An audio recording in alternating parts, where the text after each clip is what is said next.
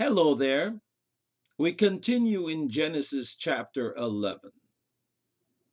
And as we have seen before,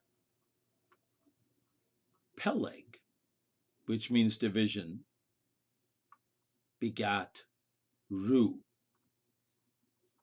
Now, Ru is not like R-U-U kangaroo, it's Ru, R-E-U. So we start in verse 20 and end in verse 28. And Ru lived 32 years and begot Serug. And Ru lived after he begot Serug 207 years and begot sons and daughters. Verse 22. And Serug lived 30 years and begot Nahor. And Serug lived after he begot Nahor 200 years and begot sons and daughters. Verse 24. And Nahor lived 29 years and begot Terah. And Nahor lived after he begot Terah 119 years and begot sons and daughters. And Terah lived 70 years and begot Abram, Nahor, and Haran. It doesn't say anything about other children that he had, because now in verse 27 it says, now these are the generations of Terah. Terah begot Abram, Nahor, and Haran. And Haran begot Lot. And Haran died before his dad did, Terah, in the land where he was born, in Ur of the Chaldees. Folks, it must have been very tragic for a father to see his son pass away. But let's continue to unwrap this a little bit. What does Ru mean? It means friend, believe it or not. Ru begat Serug, and Serug means branch. Man, these are interesting names, aren't they? Ru begot Serug when he was 32 years old. And now we're told, as in previous genealogies, that afterwards he begot lots of sons and daughters. But not much is known of Serug except he was destined to be great-grandfather to Abram, and at age 30 fathered Nahor. And again, after Nahor, he fathered other sons and daughters. Interestingly enough, the meaning of Nahor's name, are you waiting for it? The meaning of Nahor's name is snorting. Yeah, you got that right, snorting. All I can say, he must have given some interesting sound effects when he was born.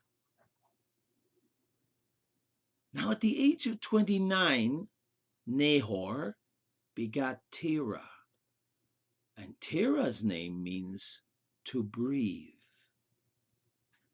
It goes without saying that he too, after he begot Terah, begat sons and daughters.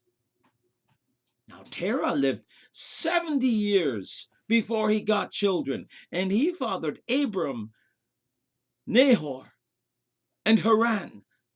At this point, I would like to point out that people were contemporaries still of Shem.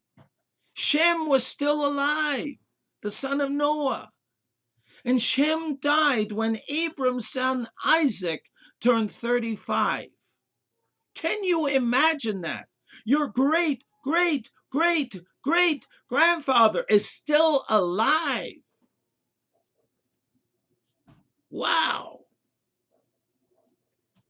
How did we arrive at this?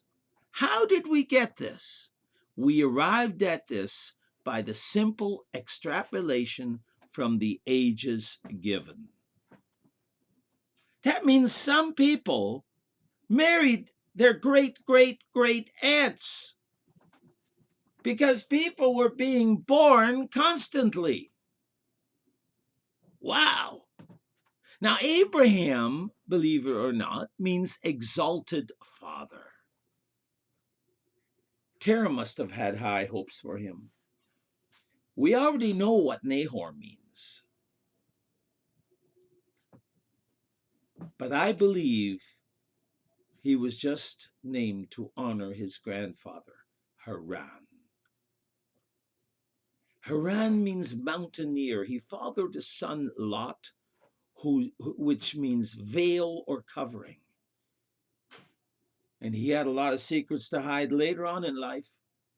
It seems like most of these names are prophetic. And he also fathered two daughters. That's Lot did. Milcah and Iscah. Unfortunately, he died before his father in Ur in the Chaldees, his birthplace. All right. Before we move on, we need to notice the constant highlighting of the begetting of numerous sons and daughters and how long the fertility ages were. Do you know this was in spite of the gradual and steady decrease in longevity of humans? It's also important to remember that when we get into the next chapter, where Abram takes center stage,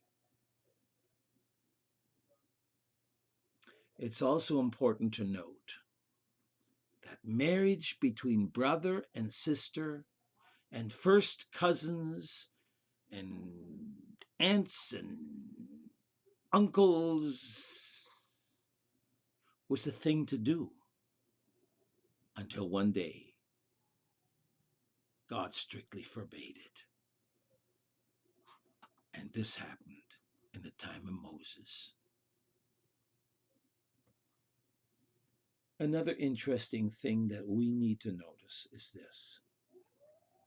By the time Abram arrived, it was already about 300 years since the flood. This was ample time, considering everybody was kept on producing sons and daughters, all at the same time.